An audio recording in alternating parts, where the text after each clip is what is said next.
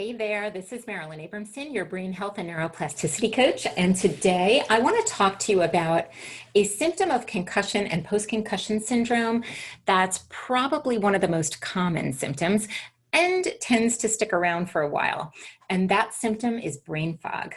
Now, you might be feeling, if you have brain fog, like you can't focus, your thinking feels sluggish. You might even have some difficulty learning and remembering new things. Now, when I talk to clients and ask them to describe their symptoms, they may say things like, everything seems like it's hazy or cloudy, or conversations and information seem to pass me by before I can process it.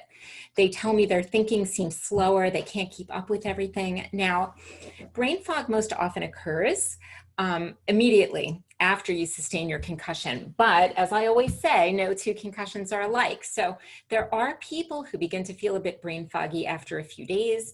Sometimes it starts weeks later. And for some, those with PCS or post-concussion syndrome, it can even start to feel like it's coming on months later.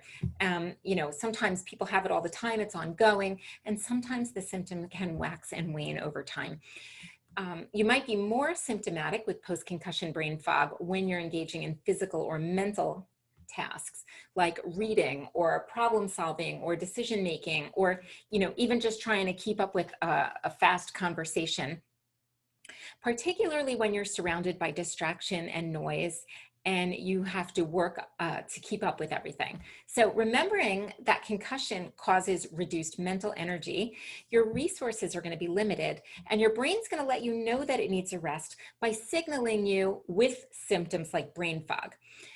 The brain's going to make it, harder and harder for you to get your work done because the resources are depleting. So let's talk a little bit more specifically about why you experience brain fog after concussion. Now, there are two reasons, actually. They are called hypoactivation and hyperactivation. So let's talk about hypoactivation first. Now, this means that your brain is just not working to the best of its ability because of injury. It's slower, it's less efficient, and it's causing you to feel foggy. So when you have a concussion, you may experience something called axonal shearing. Those are stretching and pulling and twisting of the axons in the brain. And as the brain moves and twists in the skull as a reaction to the sudden movement that caused your concussion, there may have some of those nerve fibers may have been stretched. Those are the axons, and some of them can even be torn in the process. Now, this results in a loss of function for these nerve fibers, and that can prevent many things that your brain needs to have, like blood flow to certain areas of the brain. It can even prevent messages and signals from getting through because those messages and signals travel along those nerve fibers. So all in all, your brain's going to have to work so much harder to reroute that blood flow, and the messages and signals are going to have to be worked around those affected regions that are no longer working efficiently or working at all. And that's exhausting for the brain. And if it's exhausting for your brain, it's going to be exhausting for you too. Now, in most cases, the nerve fibers will recover over time. The symptoms, may just be temporary, but if it doesn't recover over time, the symptoms are going to persist because the alternate route that your brain has adapted to using may not be as efficient. And so you might continue to think more slowly and at the same time utilize more energy doing it. Now, the other reason the brain feels foggy after concussion is because of something called hyperactivation. And this means that the brain does not shut itself off and is actually too active, working overtime with limited resources, which is exhausting as well. So if you're trying to make decisions or problem solve, which are things that you might have to do at work or at school every day, your brain is trying to constantly reroute these messages and signals because of the hypoactivation that we talked about before. And your brain has to work overtime.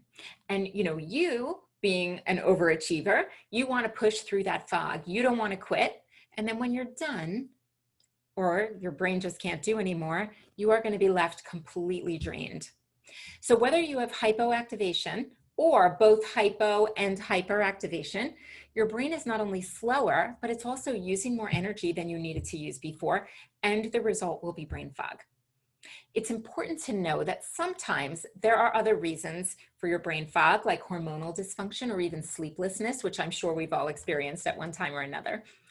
A brain injury can damage the pituitary gland, which can trigger hormonal dysfunction and sleep dysfunction. And that can happen at any time, but can be worse after a concussion. And we do know that brain fog is rarely the only symptom of concussion. It can be paired with insomnia, headaches, physical pain, depression. And I'm going to save those for future trainings because I know that you want to know about all those symptoms, but I want to keep these trainings sort of bite-sized. So I will do those in future trainings, I promise. But I want to end today by talking about how you've been coping with your brain fog and what can be done about it.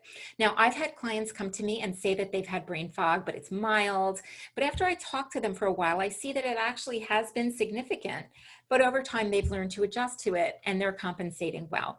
And others may tell me that they haven't been able to compensate and they couldn't return to work, or their productivity has been significantly reduced. Now, in order to fix it or compensate, you might try to use a stimulant like coffee to get you through the rough patches. You might get a prescription for a stimulant like Adderall or Ritalin. You might go for something with a lot of sugar or one of those like Monster or 5-hour energy drinks. And those might help for a little while, but the effects are temporary and they can be followed by an energy crash, leaving you drained after it's gotten out of your system. So, you know, if this is a problem, you're going to want to avoid that. And I'm going to tell you how in a second. But how about like if you're affected by noise in crowds, you may also engage in avoidance and significantly alter your lifestyle to avoid places and where people will be. So the solutions where you're avoiding things, you're changing your life, you're taking stimulants, they're not really sustainable solutions and they're just going to lead you down the wrong path. So instead, here are a couple of things that may help you.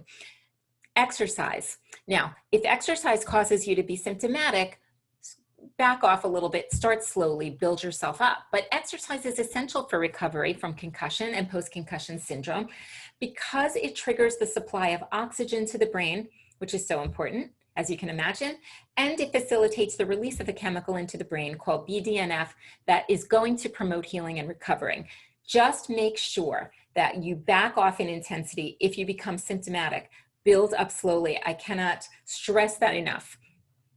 Another thing you can do is make sure that you're getting proper nutrition, eating foods that support a healthy brain. You know, I tell people all the time the Mediterranean diet is packed with healthy brain nutrients like omega-3 fatty acids and DHA.